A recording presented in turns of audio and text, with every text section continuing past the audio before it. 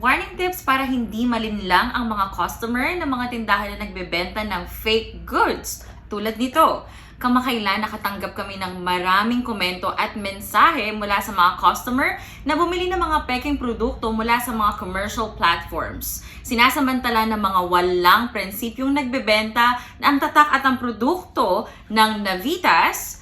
Tingnan nyo naman ang difference between the two. So, ang produkto ng Navitas parang linlangin ang mga customer at magbigay ng mga produktong hindi maganda ang kalidad. So, makikita nyo dito yung kalidad ng fake goods. Ito yung fake. Makikita nyo na Chinese yung nakasulat sa kanya. Even sa packaging niya, Chinese lahat. And yung original at legit na product ng Navitas ay ganito. Ito yung packaging niya. Kitang-kita nyo naman, napaka-detailed ng lahat. And even yung packaging sa loob, makikita nyo na ganito lang siya. Plain. Okay? So, see the difference? So, we have, this one is printed, and ito naman ay walang print. Okay? So, ito po yung legit na product. Okay, so ngayon, wala silang impormasyon tungkol sa pinagmulan, pinanggalingan, at inspeksyon. Ang ilang tips sa ibaba ay makakatulong sa iyo na mas madaling makilala ang pagkakaiba ng fake at original at legit na Navitas Pure Organic Barley. So, hindi malinaw ang address sa nagpadala. Okay, so sa packaging pa lang makikita nyo, hindi malinaw ang address. As you can see, Chinese lahat ng nakasulat dito, no? Maling pangalan ng produkto at packaging. So makikita nyo pa lang yung quality dito, sobrang fake na. Okay? Next one, fake goods na ibinebenta na sobrang mura. Ayan. So merong mga buy 2, get 10, buy 2, get 12. So sino namang maniniwala doon? So sobrang fake na nun at sobrang mura. Hindi na talaga siya advisable na bilhin dahil alam natin na sobrang mura niya at below yung market price niya. Now, ang pulbos ay mabaho. Yung powder niya mabaho, inaamag, or mukhang inaamag, at nagiging dilaw at mapait. Okay? So, ibang-iba yung lasa niya sa original na barley natin.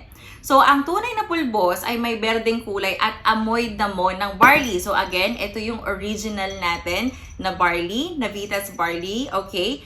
And, baluktot na kahon, hindi maingat na nakabalot. So, parang bara-bara na lang yung ginawa sa kahon, ano? Hindi maayos yung packaging nila. So, kita nyo naman yung packaging ng original na Navitas Pure Organic Barley. Kita-kita nyo na yung difference dito pa lang sa packaging. At alam nyo kung ano na yung legit at hindi legit.